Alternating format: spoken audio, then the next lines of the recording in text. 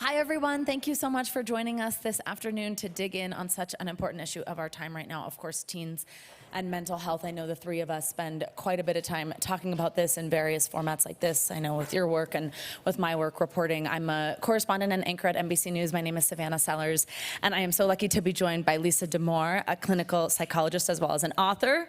Let's hear it for Lisa. To make sure we clap for all my panel participants, as well as Lawrence Steinberg. He is a professor of psychology and neuroscience at Temple University, as well as the author of You and Your Adult Child. Let's hear it for Larry. Thank you both so much for joining. So we have been talking quite a bit prior to this to kind of understand what it is that we all want to talk about, and we've kind of agreed that what we're hoping we can do today, at least on the surface level anyway, is sort of define the problem, talk about how bad it is or isn't, get into some of the numbers that we're seeing, then also talk about what's causing that, and then hopefully end on kind of this hopeful note about what can be done, whether it's in a classroom or within families, at homes, that type of thing. So that's kind of the parameters that we're working in. But I want to start by addressing the fact that we are having a conversation about teens and their mental health, and we are not teens. And I think it's very important that their voices are genuinely heard in these conversations, that they are actually having that seat at the table to make the difference. So I just want to start by asking you what you're hearing, and I'm happy to share as well what I'm hearing at NBC News, which is there was a recent study that came out, the Youth Risk Behavior Survey, that talks a lot about different numbers and quite a lot of detail, but several of those numbers dealt with suicide. And when I was reading through that report prior to doing an interview with the Secretary of Education and the Surgeon General and a group of students, I almost didn't believe the numbers. And when I asked this group of young people their reaction to those numbers, every single one of them raised their hand when I said, have you or a friend had any suicidal ideation? It was a group of 17s, they all raised their hands. So for me, that was like, okay, we're seeing this. What is some of the stuff that you guys are actually seeing and hearing? So I care for teenagers. It's a big part of my clinical work. And what I will say is those data, the YRBS data, were collected in the fall of 2021, and they were asking about mood over the previous year. And I think that's a really important asterisk to throw on those data. And they were asking about self-reported mood over a period of 2 weeks or more. Have you felt really down for a period of 2 weeks or more? We got a lot of kids saying yes, which was not a huge surprise, hugely distressing, but not a huge surprise. What I'm seeing on the ground now is a pretty diverse picture. We have some kids who continue to suffer mightily, either because they were suffering before the pandemic or the pandemic caused suffering. We're also seeing a lot of kids who look like the teenagers I've cared for over 30 years, right? Once the routines came back in place, they got back to business. For a lot of them, they're like, the pandemic is in the rearview mirror. I don't want to talk about it. I don't want to think about it. One thing we are seeing that's not being reported is a lot more kids don't go to school. We are seeing absenteeism, truancy, avoidance at rates that are off the charts. And that's an important and interesting story that I think is getting undertold right now. We'll talk more about that. Larry, what about you? What are you hearing? Well, let me add to that last observation that Lisa shared, because I've heard the same thing. I think that the country was not prepared for how disruptive returning to school was going to be.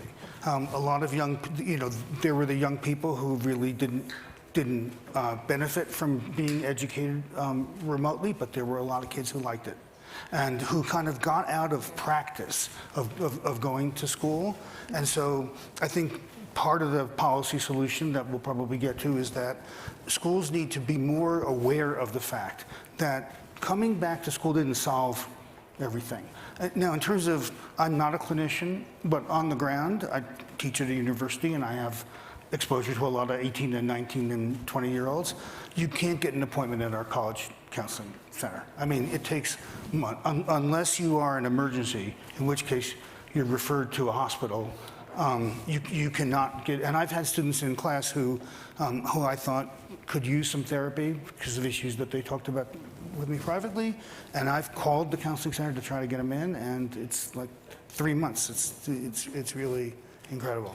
Well, and that's also an under-discussed aspect of the adolescent mental health crisis, that there's two sides. So the one side we're talking about was this huge surge in distress.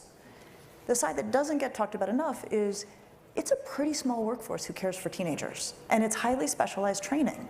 And so when we had this huge jump in distress, it's not like we can magically deliver, you know, a fourfold increase in the workforce who's trained to care for those young people. So it's the two together. And so as we think forward, you know, we want to think about how do we get more people in the pipeline to do this work? How do we get more clinicians of color in the pipeline to do this work? You know, that there's incredibly interesting policy implications here.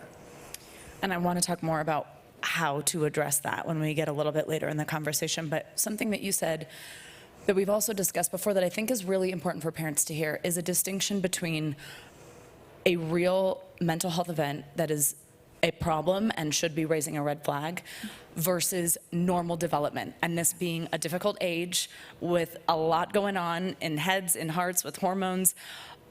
How can a parent distinguish the difference in that?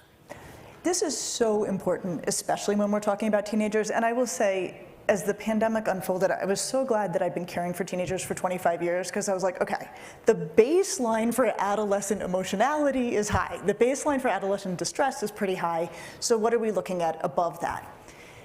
So the way we want to think about this, and this is true of teenagers, but it's actually true of everybody. Mental health is not about feeling good. It's not about feeling at ease or calm or relaxed. Mental health is about having feelings that make sense in their context and then handling those feelings well. So if your kid's best friend moves away and your kid is deeply upset, that's actually evidence of your kid's mental health. And I think this is a hard moment in the culture because right now the headlines are really equating adolescent distress and adolescent mental health concern, not an accurate equation. So we expect feelings to match the moment, and really where the rubber hits the road is how does the kid handle it? So do they cry? Do they go for a run? Do they want to talk about how they're going to miss their friend? Or do they smoke a ton of weed? Are they a miserable pill to live with? You know, do they take it out on themselves? It's that divide that actually alerts us to whether there's a mental health concern or a typical and expectable reaction to a very hard thing. Larry, I know that you work in this. Yeah, and I think that a lot of the data that lead to these very terrifying numbers come from bad sources. I mean, because the questions, like Lisa referred to here on the Youth Risk Behavior Survey, which is a CDC survey that's administered annually, they can't diagnose depression in and of themselves. I mean, so they ask, did you feel useless at all during the last 2 weeks? Well, you know, maybe you lost your job or something. I mean, we don't know what to make of that. Now, we know that things have gotten worse. Personally, I don't think we should get hung up on the numbers. To me, it doesn't matter whether it's 43 or 37 or 26 and a half. If any teenager is clinically depressed, we need to help that person. And I don't think it helps to kind of catastrophize it, which is what a lot of the headlines have been doing. Before we move into what you believe could be causing an uptick anyway, no matter the stat on it, let's talk through some nuances of what we're seeing in young people. With girls, that was a big red flag when the YRBS came out, again with that asterisk around it, but what is happening to our girls. But there's also a conversation to be had around boys, and you both have actually enlightened me a lot in the nuances and differences in that, especially when it comes to suicide statistics. Walk us through that. I'll start with you, Lisa. Okay, so actually back to what Larry just said. These are self-report surveys asking about a point in time. They're not our best work in terms of getting good information. And one of the cardinal rules in psychology is that girls internalize when they're distressed and boys externalize. So girls are more likely to have symptoms in line with depression and anxiety collapsing in on themselves. Boys are more likely to act out, to get in trouble, to be unkind to others. The surveys ask about internalizing symptoms. Right. Are you down? Have you felt anxious? And lo and behold, the girls look lousy on these. The surveys do not ask, and I'm not suggesting they should, but they do not ask, have you been a jerk lately? How much are you getting in trouble, right? Are you looking at hateful content online? I mean, they're not asking the kinds of things that if we were to get good information would give us an early index of distress in boys. And so I'm not convinced that the boys are suffering much less than the girls. I am convinced we're not asking the questions that would surface their distress. Right. And I think that, and Lisa and I have talked about this, I think that society is in general more sympathetic with people who are internalizing than with people who are externalizing. Because it's harder to feel sympathy for somebody whose mental health problem is being reflected in criminal activity or in violence or in aggression or so forth. But since that's the way that boys tend to express distress relative to girls, I think they also are understudied by these big surveys, but I think the reporting is probably not where it should be. So you can, do some of that on the crisis for boys, because I think it really needs to get out there to the public. Assignment accepted. Thank you, Larry. And walk me through also the same type of line of questioning, but with suicide rates. What are we seeing there when it comes to gender? Okay, so what we see, it's complicated, but what we see is girls as a group attempt suicide more often, boys as a group complete suicide more often. And again, a lot of times the data that get reported are huge bump in girls coming into the ER, which of course it's all bad. I'm not like, none of this is okay. But again, it lends to this narrative that it's the girls who are having this, uniquely horrible experience. And when I say more, boys are completing more, I actually pulled up a study to look at it.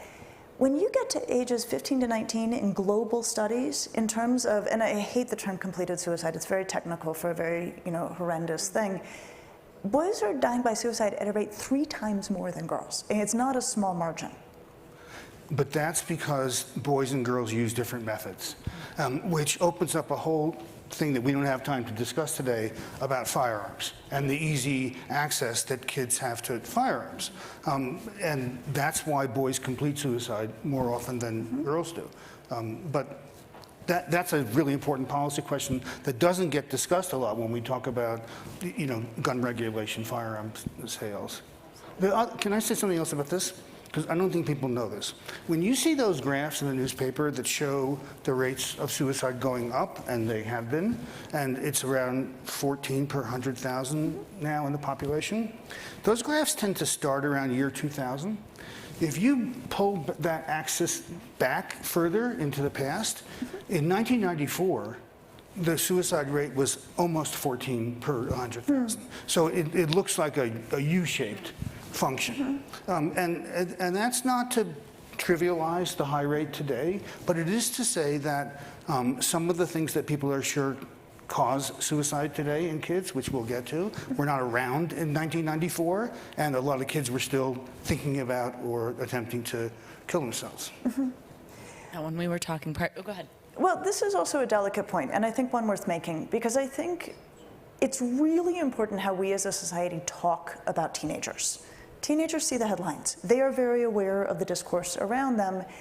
And there's a part of me that feels a tension when I see a lot of very alarmed headlines about teenagers. Because I think on the one hand, of course, we want to care for them and be very attentive to their needs. On the other hand, we would never want them to feel like we think they are broken or beyond hope or beyond help.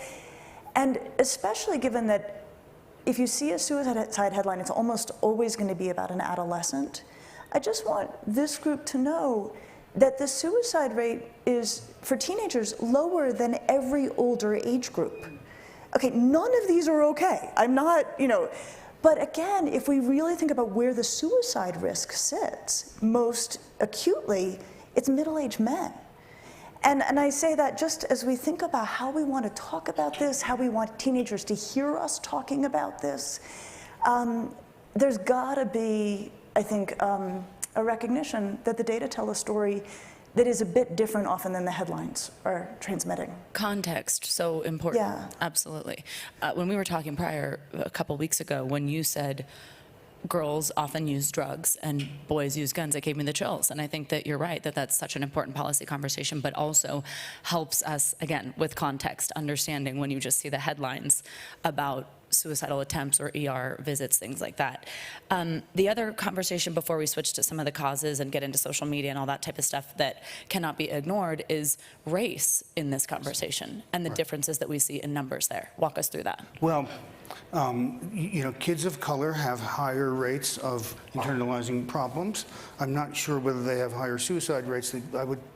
I can speak to that, yeah. But I also want to broaden that a little bit to say that the adolescent population is very heterogeneous, right? And so you have depressed kids living in poor urban areas, and they're depressed because of the poverty and the violence that's around them and the conditions under which they live. And then you have depressed kids living in affluent suburbs, and they're depressed because there's so much pressure on them, to get into Harvard or Stanford or whatever. And so even though they might say the same thing about feeling depressed or upset, we need to think about the different reasons that these different subgroups report this, because they would require very different policy solutions. Mm-hmm. Well, let me pick up on that point and then return to the other question. So even on school absenteeism, right? Same story, that we have kids who are not going to school in affluent districts because of incredible anxiety about performance and staying on top of things. And then we have kids in poor urban environments who did not go to school for 18 months in the pandemic because their family did not have Wi-Fi. And how do you show up now, right? So again, we've got these truancy questions or absenteeism questions across the board, but they break down very differently. In terms of kids of color and suicide, what we know is in recent reports, there was an alarming jump in kids of color in terms of taking their own lives. And in something that does not reflect well on our field, the researchers went to think okay, well, what do we know about the precursors of suicide in kids of color? And there were no data. No one had ever broken that question out. So that was fast-tracked through Congress. That data is now coming in. The precursors that are coming in actually tell us more a story about systemic racism than they do about anything that's unique to these teenagers, because we get weird findings teenagers who die by suicide who are Black had a previous suicide attempt. That means they didn't get care, right? I mean, we're learning these things. So we're catching up to this. And I think a real shortcoming in our field is that we've often studied an overwhelmingly white population and then generalize those findings to everybody else. Absolutely. So what's going on? Why is this happening to our teens? Is it the social media of it all? Is it harder to grow up now? What do you believe are some of the causes of this? And I know that there are many, and we could have talked for 4 hours in our prep call just about the causes and what is going on. But just to name a few of them, because I think that context is so important in the same way that we've talked about things that are normal developmentally. What is it that is making things actually difficult, though? I'll start with you, Lisa. Okay. I think if I had to sum it up for teenagers, I would say it's harder to be a teenager than it used to be. And I think about it in terms of input and output. They are fielding so much more information than we ever did. And I think it's a lot to integrate. And I think a lot of it does come through by digital technology. All day long they know what's happening in the news and also what's going on with every person they know. I think that's a lot to take in. And then actually across the socioeconomic spectrum, kids are reporting more achievement pressure. And it's just harder. And one of the statistics I love to make sure I cite at every opportunity, you mentioned Harvard and Stanford. In the mid-'70s, the admission rate for Stanford was 31%. Right? It was like a sign-up sheet, right? And it is now 4%. Right. When I went to college, I would never get in today. I went to Yale, it was 21%. When I was admitted, it is 6%. And so having those numbers at our fingertips, I think puts in perspective what the difference is. Yep. Yeah. So I would say academic pressure is clearly playing a role. I think economics and finances are playing a role. A lot of teenagers have been growing up in an uncertain time in terms of the economy and the labor force. They're being constantly told that they will never live life as well as their parents did. Boy, if you want to depress somebody, tell them that, and tell them that every week for a couple of years, right? Can I do my little shtick on social media here for a second? because I'm going to say something that most people in this audience won't believe. But that is that the evidence is inconclusive. When studies find a correlation, it's small.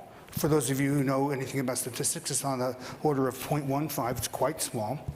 And when you have two things that are correlated, that doesn't prove that one causes the other. And in this case, there's more evidence that depression leads to social media use than there is that social media use leads to depression. And so the effect is minuscule, especially compared to other contributors. Now, I'm not saying it's completely absent, but what I'm saying is that the headlines are not reflecting the reality. There's a lot to be depressed about. I mean, to the list that we have already assembled. There's violence and school shootings and climate change. You know, teenagers worry about those things. They're not just interested in how many likes they get on Instagram. You know, I think we kind of do them a disservice by saying, you know, this crisis, which we admit exists, is all because they're not friended enough times, or they see what they're missing out on. I mean, it's bigger than that, and there's lots of reasons for teenagers to feel unhappy. Mm-hmm. I agree with that. I know that those are the data. I still feel like family's experience is like social media is something. Like there's a lot going on here. And I think part of what makes it so hard in my clinical work, I feel like I don't know a kid for whom social media is not simultaneously a great and a terrible experience. And sometimes I wonder, we get these low correlations because it's just canceling out, right? That it's just, I don't know if the data can do that, but I think they might. So there's that. So what I always try to think about is like, okay, well, what should we worry about? If we're gonna worry about social media, what should we worry about? And for me, it's two things. One is, there is some horrendous content that is easily accessible on social media. And not just accessible, if your kid like glances in the direction of it, the algorithm will pick it up and then suddenly flood their feed with, you know, self-harm, eating disordered, promoting behavior, hate in every stripe, right? I mean, it's kind of staggering. That is a problem. And I think kids are influenced by norms. If your whole algorithm is flooded by that, that's a norm that we want to be really mindful of. So there's that, and I know we agree on this one. It can't displace what we know is good for kids. Right. It shouldn't keep them from sleeping. It shouldn't keep them from being physically active, helping others, being with people. So if there's something to worry about with social media, that's what I would have people worry about. And that's something that we can talk through real parameters to get around to help families, which we'll get to shortly. Larry, I want to ask you, though, with you mentioning, you know, it's not just about the likes and friends. What do you think about it, though, just as the feedback loop between harmful content and the things that you just mentioned? Constant news about climate change, constant news about school shootings, and not just being in the palm of the hand of a young person who might not know how to kind of take in that information. I mean, I think that it would make a lot of people feel anxious. And we've been talking about depression, but rates of anxiety have climbed even faster than rates of depression. I think it would make people feel kind of hopeless about the future. I mean, they're being told that the Earth might not be around, you know, by the time they reach their 60s or 70s. You know, I mean, so I think that this constant flooding of bad news. The other thing I want to say, and following up on Lisa's point, that some kids, you know, kids have good experiences and bad experiences, is that what the research shows is that in terms of social media, the socially rich get richer and the socially poor get poorer. So if you're a popular kid with lots of friends and you go on social media, your experience is going to be positive because you're going to be told how pretty you are and how great your outfit is and how much somebody likes you. If you're a kid who is friendless and unpopular, and you go on social media, you're going to start to feel, I'm missing out on all this stuff that people are doing that's a lot of fun, or maybe even being bullied or made fun of. So again, I think, you know, we need to approach this problem with a scalpel, you know, and not with such the sledgehammer that's being used now. And Lisa, if you wouldn't mind, just to bring it back to what I had mentioned at the top, telling us a little bit about what you are actually hearing from teenagers about how social media makes them feel, not the headlines. So, I mean, I quote in my new book, I had this teenager go, she's like, I love my phone and I hate my phone, right? I mean, they'll just say it. But also, to give another angle on what Larry just described, in terms of the rich getting richer and the poor getting poorer socially, There can be the sort of superficial reinforcements that kids can give each other, but there's also like, and I have a 19-year-old daughter and a 12-year-old daughter, and my 19-year-old daughter, so I got to watch her, recent evolution on social media. When college admissions came in, I watched her and her friends create these celebratory videos for one another that were like, I was weeping looking at them. They were so sweet and so kind and so celebratory and so supportive. That's the part where, as a parent looking at social media, it's really hard to say this is an all bad thing for all kids. Right. Because I'm watching beautiful, funny, playful, enjoyable things happen there too. And there is certainly a portion of the population in states where maybe they don't have access to the type of media otherwise, if it wasn't social media, that makes them feel good about themselves. Absolutely. And community that they don't have otherwise. We know there are marginalized kids, especially in rural areas, where it is literally a lifeline. And that cannot be left out of the conversation. Yeah. We're going to switch over to talking, hopefully, a little bit better news, talk about what can be done here. And I also want you to know that we're going to open it up to audience question in just a few minutes, so please start thinking about that if you have any. The first thing that I've heard was the first thing that you said to me when we started talking about solutions, or just at least a way to be there, is what I have heard from kids that I've been speaking with in classrooms and colleges, which is having a trusted adult. Yeah. They don't love that term, but they like the idea of whether it's a parent, but oftentimes it's a teacher, it's a school counselor, it's a therapist. We also, after we talk through that, need to talk about how that's not a one-size-fits-all, and that is not necessarily equitable based on each child's situation. But how important is that, and tell us how to be that? Okay, so the thing that lets me sleep at night is the knowledge that we have established really clearly in the literature that the single most powerful force for adolescent mental health is a strong relationship with a caring adult. And so when I look at this adolescent mental health crisis, we are not going to therapize kids out of this, just out of structural reasons, and also it's not necessary for every kid. The solution to this that is most accessible is to improve the relationship between teenagers and the adults in their immediate environment. Okay, so what does this look like? One is supporting those adults. Right. The pandemic was brutal for parents, and it is very hard to outfunction your parents. We've also known that for a long time. So shoring up adults, and you're so good on the economic stuff and what those implications are. Then helping adults understand typical development in teenagers, right? And that it is a spicy business on a good day, right? And it always has been. And I think that one of the trends, and this is just observational, it's anecdotal, I feel like in the wake of the pandemic, it rocked us so much. Everybody's like, when are we back on the smooth road? And I want to say, no, look, it was a bumpy road before the pandemic. Then we were in a ditch for 2 years. Now we're back on the bumpy road with some new bumps in it. There's no easy version of this. And that kind of level setting is so reassuring to adults. And then I think helping adults know how to respond most usefully when teenagers act like teenagers, which is why I love them, but not why everybody loves them. Larry, what do you think? Well, so let me begin by talking in general terms about why adolescence as a developmental period is such a vulnerable time of life for mental health problems.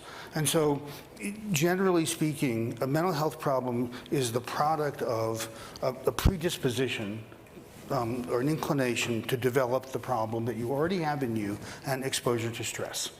And that inclination can be genetic. It can be having been exposed to trauma.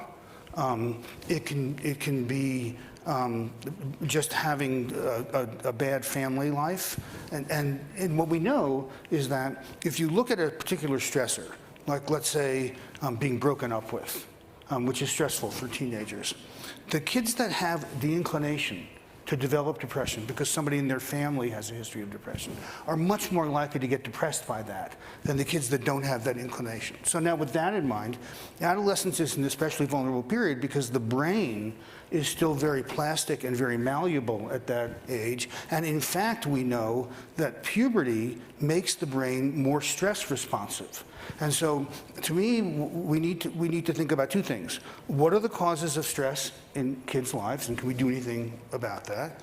And number two, what can we do to help kids learn how to cope with stress? Because some of that is going to be inevitable. And Lisa talks a lot about that in her wonderful, wonderful book. But let me also say that I encourage schools to do things like teach kids meditation, and yoga, and to make sure that there's physical exercise and physical education during the day, to teach them breathing and so forth, because those are really good. We can't therapize our way out of this, and we can't de-stress our way out of this completely. And so we need to make sure, and parents can do this too, we need to make sure that kids know how to cope when they're under stress. And that will prevent that stress from leading to a mental health problem. I think both of you mentioned, and I've certainly heard the academic pressure as one of those major stresses. Yes. What is your message to schools, to teachers, to classrooms? Well, I think that there's not a lot of consensus about where the pressure is coming from. Some people have suggested, and I think it sounds like a good suggestion to me, that college admissions committees limit the number of AP courses that somebody can list on their application, and limit the number of extracurricular activities that somebody can list on their application. So you can take as many of the courses and do as many of the activities as you want, but it's not going to help you get in. And that's going to remove some of the pressure that kids feel to be perfect. And when I've gone around and talked to kids in schools and parents, I mean, we are driving our kids crazy. We are really driving them crazy by what the pressure that we're putting on them to be, and not only perfect, but to appear that you're not even trying that hard to be so perfect. What do you think on schools? So on the school thing, I think if we can turn our attention away from literally 20 schools, 25 schools that have this wildly selective admissions, the picture gets a lot better.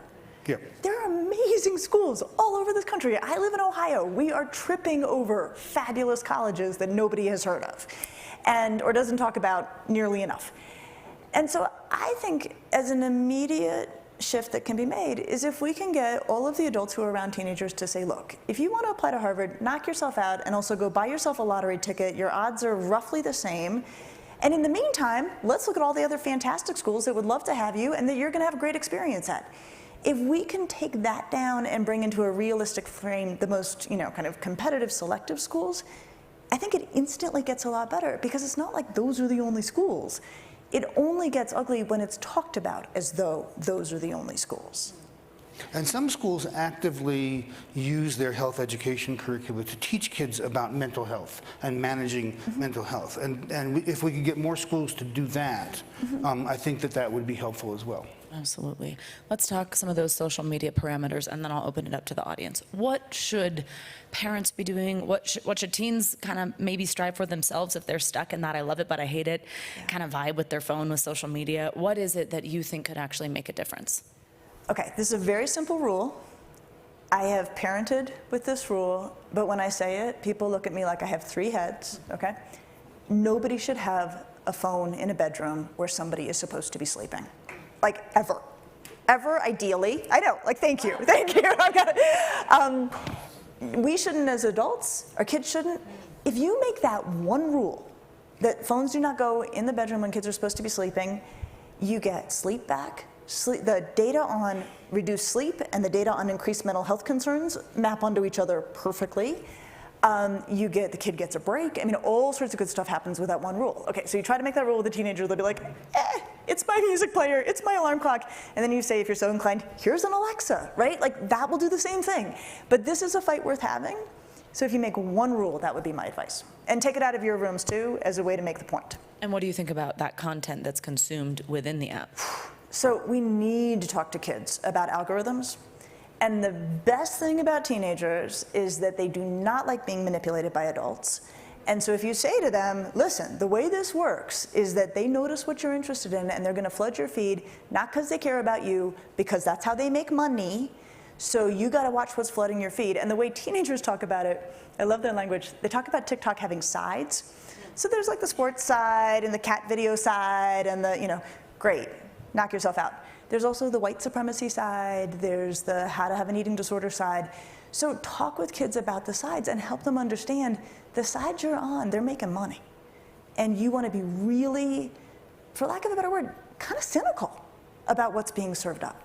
And honest about how easy it is to slip down the rabbit hole of it's all you're served all of a sudden. Absolutely. Yeah. Let's open it up to questions. I'd love to, we have a mic that will come around, so please wait until, I see a mic right here, so I'll start with you there in black. Yes. Please wait for the mic just because we're doing an audio recording as well right now. Go ahead. I was just curious if you have any data on the LGBTQIA plus community and teens. And Sure, there's a lot of data on that. Their rates of mental health problems are off the charts compared to other kids. And that is partly because of bullying, and some of it is because of parental non-acceptance of their sexual orientation or sexual identity. And so, some schools are making strides in this, in being more open and discussing it and trying to bring the different communities together. But there's no question that that is one of the very vulnerable groups.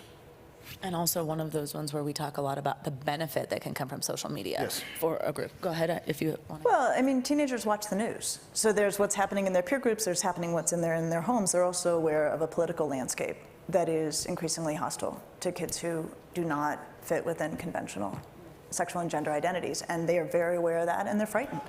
Absolutely. Any tips? Any tips?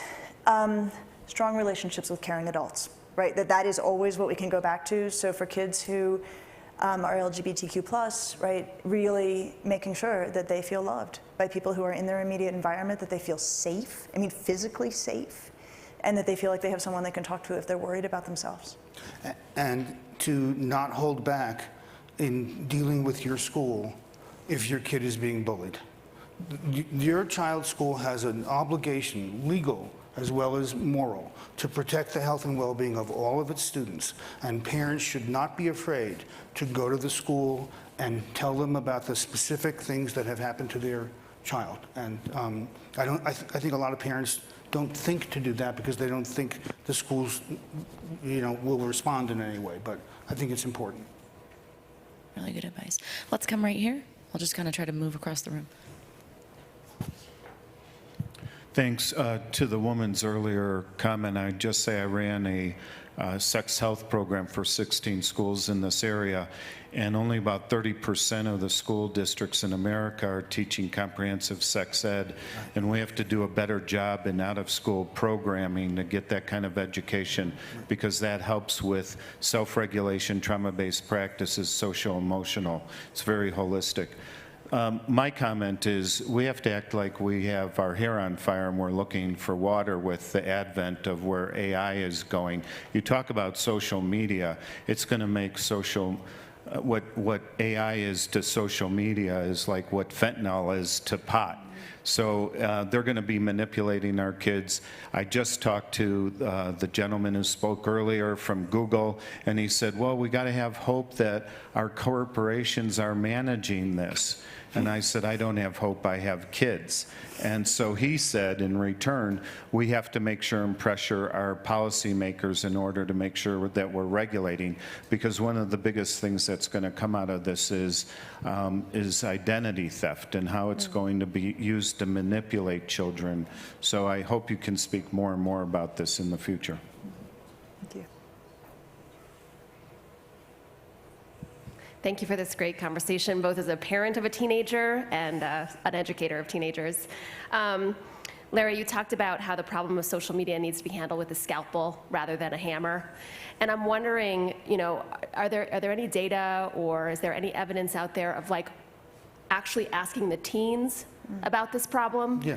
And what are they saying about how to handle it? Well, I don't know.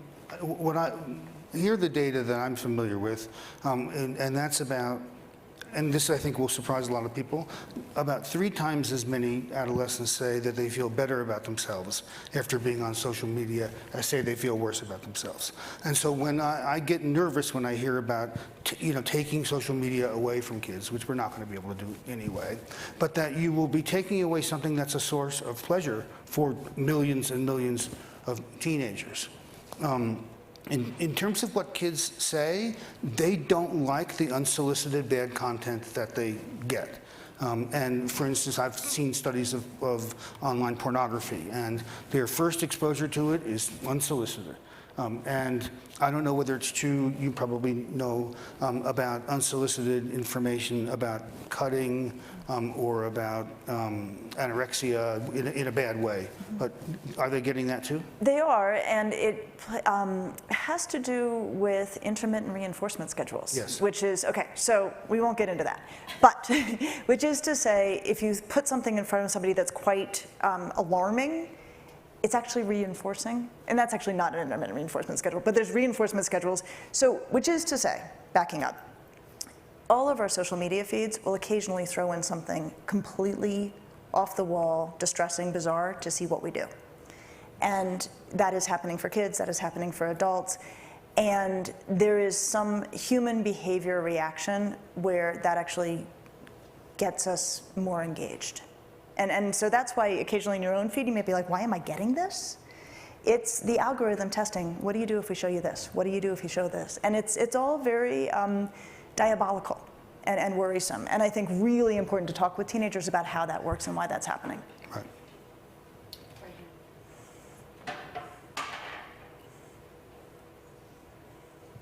Thank you.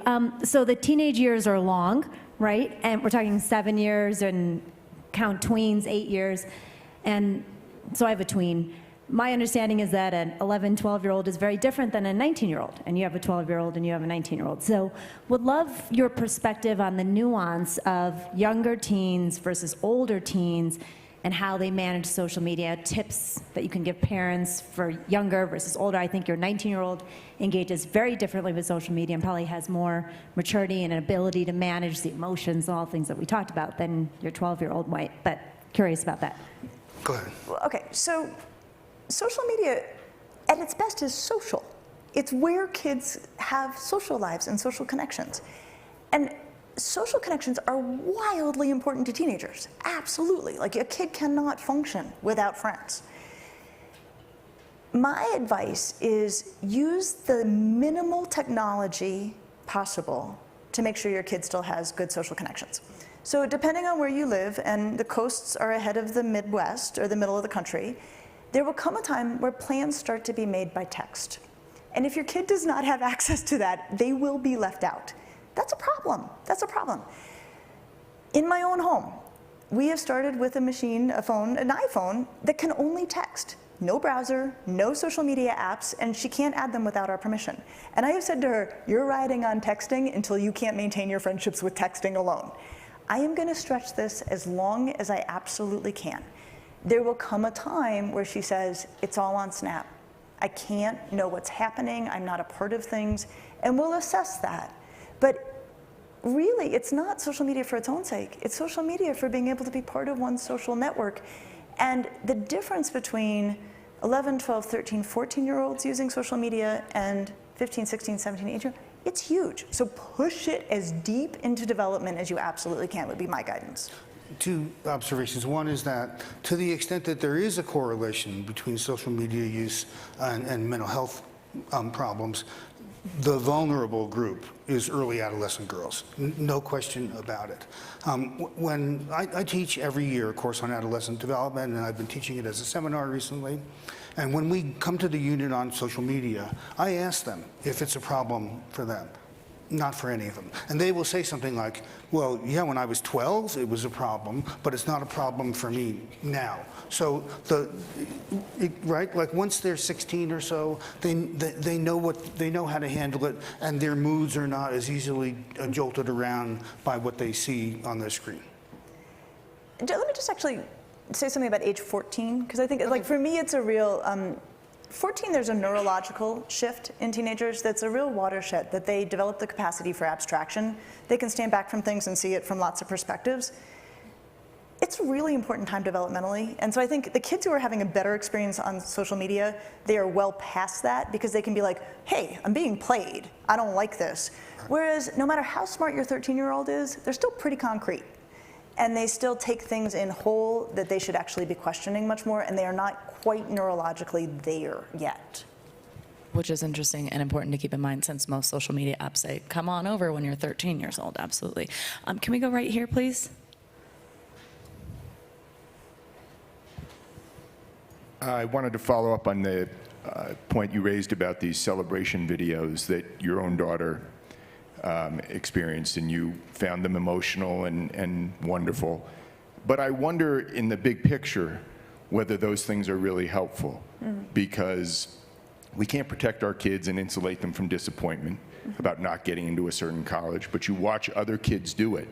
And don't we teach our kids, don't rub your friend's face in? So there are lots of kids who are out there celebrating, and then there's somebody who's sitting at home who's saying, I didn't get in, and that hurts, and you see it. And again, you know, the bumps in the road, you got to deal with them, but I just wonder whether those sorts of things are good, and ultimately whether colleges have a role in all this, you know, which is, if you post, we reserve the right to retract your acceptance. Like, how do we help these kids monitor what they post and whether it ultimately is helpful or hurtful? I think it's an important question.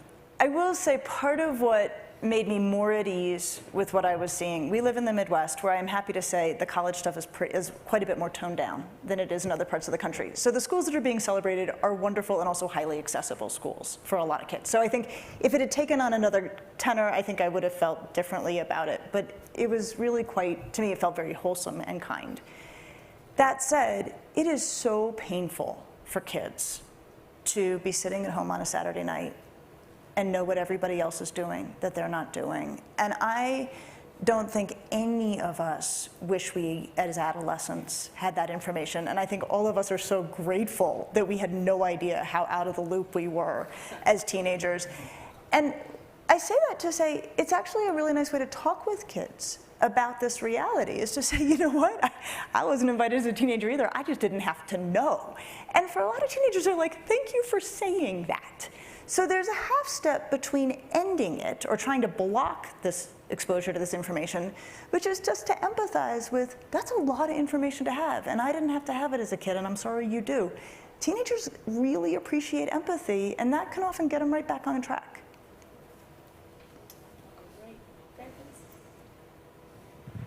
Thank you. I'm wondering if you could talk a little bit about the role of neurodiversity and mental health, ADD, and dyslexia, those kinds of issues that show up a lot in school and performance in school, even before we get to applying to highly selected colleges. I don't know anything. Okay, so neurodiversity is a big tent, right? There's a lot of ways to be neurodiverse. So the big tent thing I can say is that school, almost all schools, by its nature, rewards a very narrow band of skills. And if you won the lottery and are strong in those skills, lucky you, because you're there 8 hours a day for 18 years at least. If you are one of the many, many kids who just, your gifts are not in that band, school feels awful. And I don't think we celebrate enough the kids who still stick with it every single day, show up, are good citizens, when their experience of school is like overwhelmingly demoralizing most of the time because their strengths are not in this very narrow band. So the way I think about it is, how do we make sure that every kid, every day, feels good about the gifts they have? And if you're lucky, that happens during the school day, or you go to a school that can do that for you, or you have a support around you that makes sure it happens if that's not what can happen in your school day. Time for a couple more.